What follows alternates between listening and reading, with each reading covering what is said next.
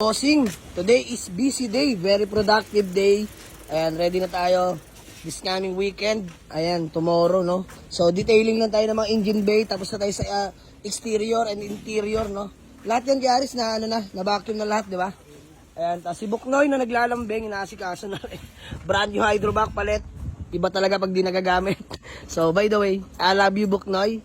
So, ito, kabila, mga tropa natin nag-aayos ng honeycomb light natin para sa mini showroom natin. So, hindi pa yan officially, no?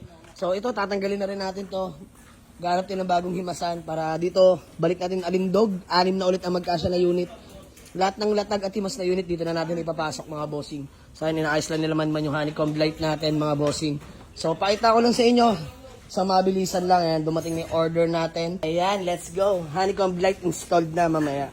So, ayan, naghihimas na kami, patuloy lang sa paghihimas, mga kaibigan. Para by tomorrow, ayos na. To, class A natin ang mga bios. Sa mga naghanap sa atin na Superman, ha. Let's go! So, mamaya mag-update ako sa inyo mga available na unit natin, mga boss. Maraming salamat sa inyo. Let's go!